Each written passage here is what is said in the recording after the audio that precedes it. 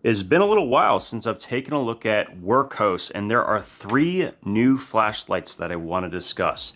I've had some time to play with them, and I want to give you my conclusions on which ones I think you should consider and which ones you should not. And there's 2 in particular on this table that, well, you're definitely going to want to know about. Now we're going to kick things off with this. This is the Wurkkos DL02. Now the way their naming conventions work is that they have some flashlights that are right angle, some flashlights that are inline, and then some that are specifically designed for diving. This is a dive flashlight. So we're not a channel that's dedicated to scuba diving, so why is this even here? This is actually really important, because so many flashlights that I talk about on this channel, it almost sometimes feels like you need a PhD to know how to work them. When you can find a flashlight that does the right things and does it in such a simple way that anybody can pick it up and use it, that's worth noting, especially if it would work well as an emergency flashlight. There aren't that many flashlights out there that are, number 1, very powerful, 2, easy to learn, and 3, going to resist pretty much any environmental factors that you have. And this kind of covers all 3 of those things.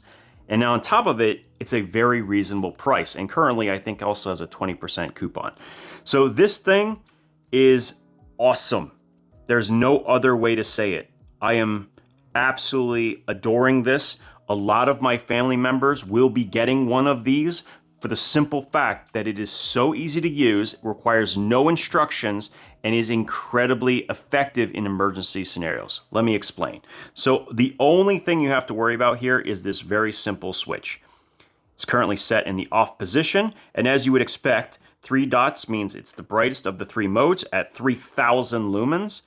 A huge candela amount as well. It's designed to work underwater, so reach is very important, and in water, light doesn't travel nearly as far. So we have our high, we have our medium, which is 1000 lumens, and then we have our low, which is 300 lumens. So that's still quite a high output, and you can flick it from off very easily to go straight into low mode, or you can flick it over and go straight to the high.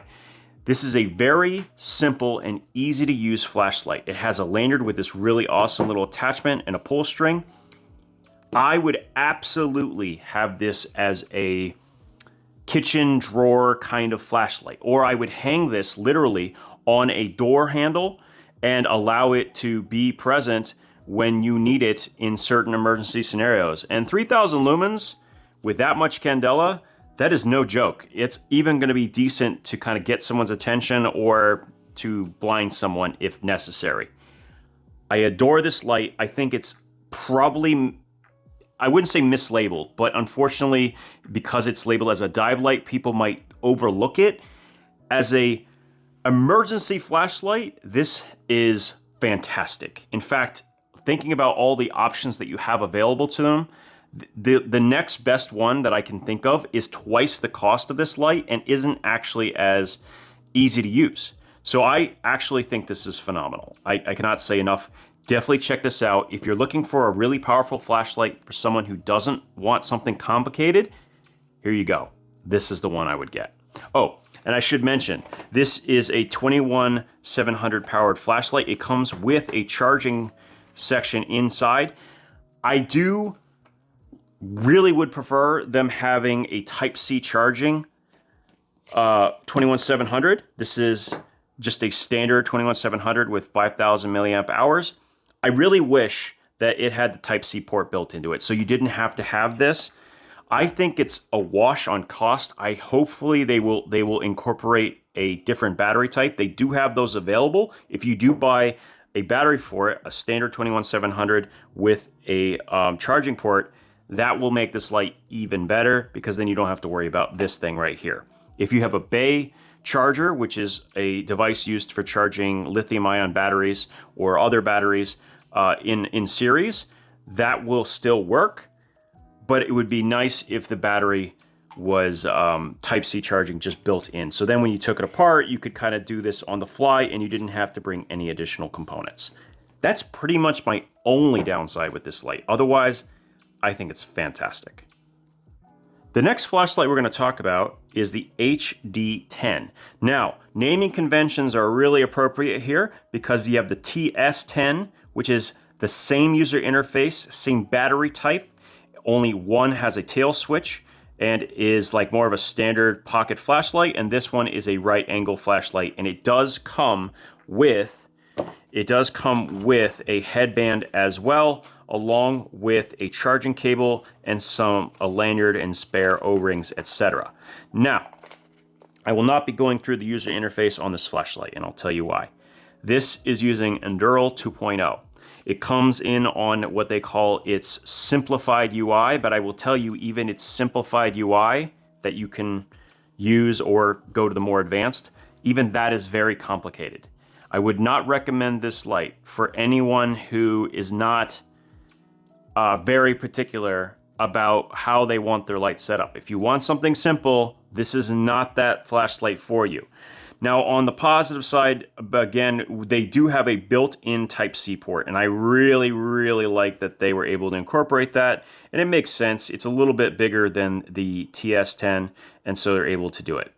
And a lot of people are going to ask, this is a 14500, which is essentially a AA sized battery, but it cannot use alkaline or rechargeable batteries. So the same thing was true with the TS10.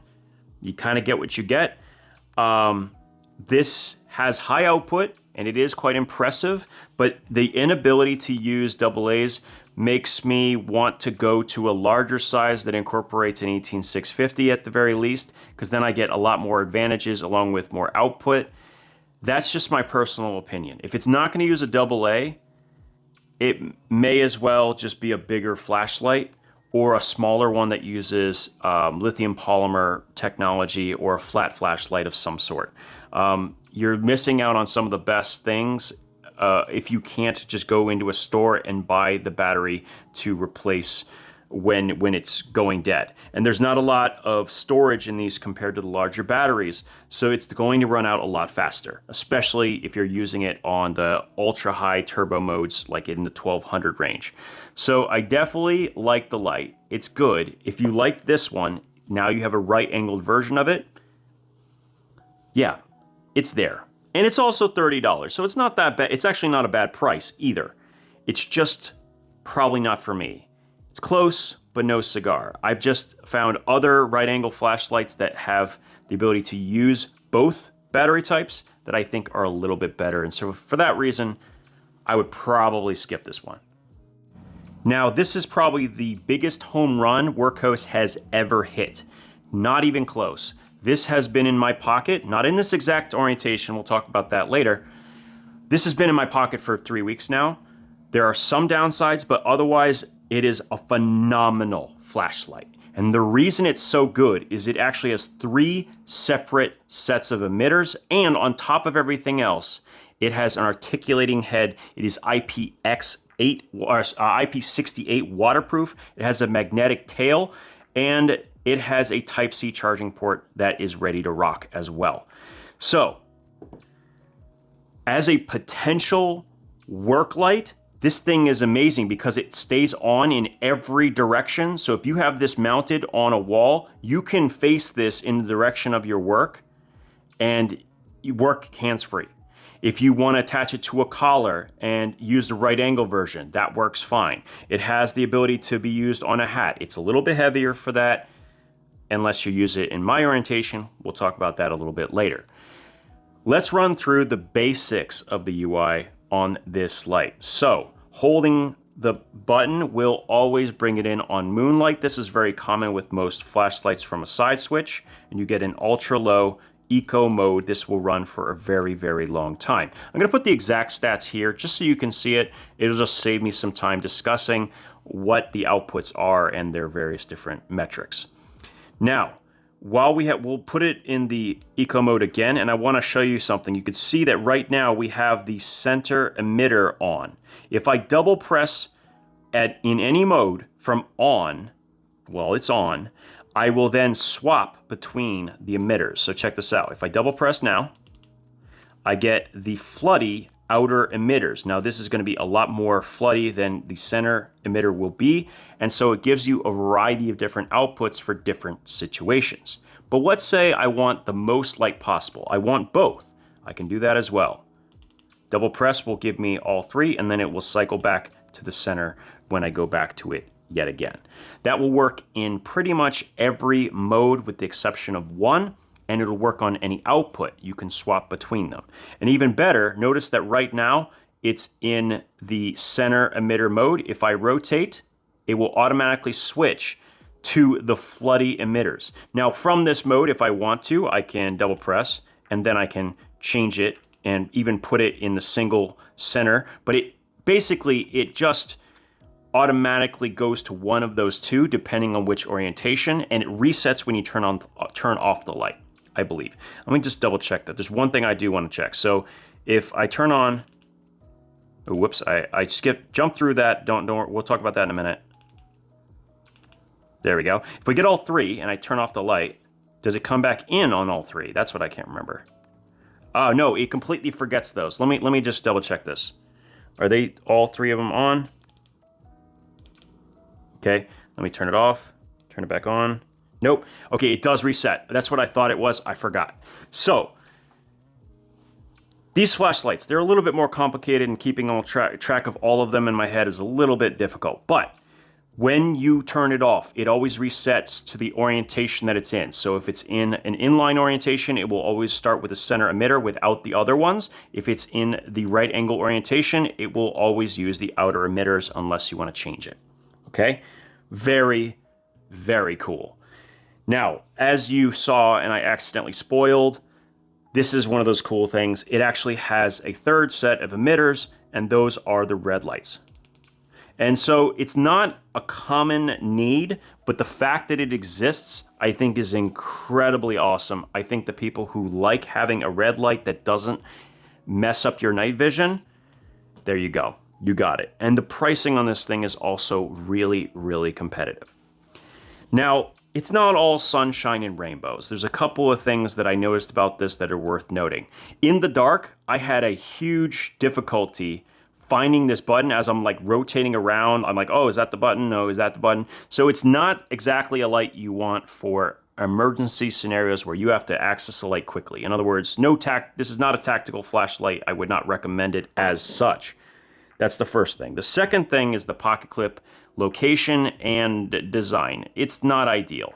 If I flip this around, which you can do, the body does flip around, this will extend past the tail and it just goes a little bit too deep in the pocket. Interestingly enough, you can actually use the body of other flashlights instead. So I can take this FC12 from Wurkkos as well, and I can swap around the bodies, and now all of a sudden I have a slightly different arrangement. Now it's worth noting that the tail switch will not work with this. I have already tried it, so I'm sure someone's going to ask, but no, the tail switch does not function.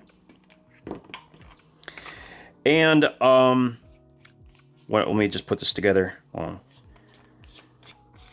Take that off, put this on.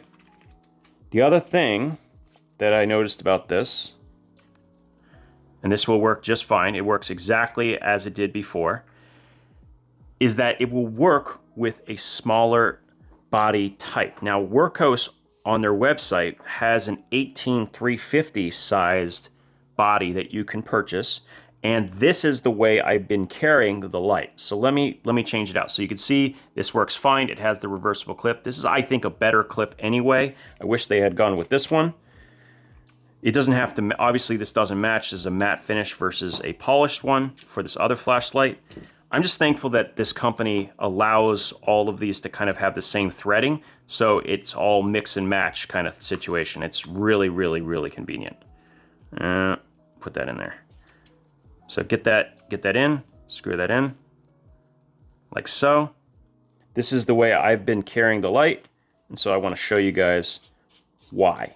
So obviously the biggest benefit here is the size. This is a fantastic size flashlight. Move that over there. Fantastic. You have a Type-C charging port. You have a high output. You have a variety of different lights. And for me, this is it's not perfect, but it is a decent substitute to the ArcFlex. The only thing is the ArcFlex obviously is much narrower, it's much more convenient, but the functionality of it in many ways is better than that because you still get the ability to change it to any direction. You get the magnetic tail switch, but now you have a Type-C charging port, you have multiple different emitter types, and different ways to you have a focus beam as well as a floody beam on top of it. So this is actually fantastic, okay? As an EDC, this is actually a decent option. It's not gonna be good for holsters for obvious reasons. You have this larger head, but for pocket carry, I really, really enjoyed it. And I don't need a reversible clip with this either because it has that right angle setup. I just attached this to a collar of a shirt. I can even attach it to a hat sideways like this and orient it any way I want. It's just unnecessary to have the reversible clip, which means that I'm not gonna have this accidentally getting caught on things the way some reversible clips do. I love this light. I think this is one of the best models that they are currently selling. In fact, I actually think the FC12 happens to be one of those other really, really well-designed flashlights from this company, but completely different purpose, right? So this is more of a true tactical flashlight, and it is actually a true tactical flashlight. This one, absolutely a work light, a EDC light, just a very convenient package. Make sure though, if you get this, try to get yourself that 18350 body along with an 18350 battery, and you are going to have a really good time with this flashlight. Cannot say enough. This is definitely one of the best things that they have come out with in a very long time. 2 out of 3 is not that bad of an odd. 2 out of 3 is not bad. The DL02 and the HD11, these are some of the best flashlights I've seen coming out of Wurkkos. Genuinely. They are doing a fantastic job. The quality is there, the cost and value prospect is there, the output is there, the functionality, really good. Now, there are some stipulations I made about the HD11 that are worth noting, and remember that these are for very different purposes. It's worth having multiple flashlights that accomplish different things. And these are doing something different, especially the HD11, which I think fills a niche that hasn't really been really taken care of outside of flashlights like the ArcFlex, which is proprietary in the way it charges. This one is not, and I think that's what makes it so incredibly good. As always, thank you guys so much for your time, and we'll talk again soon.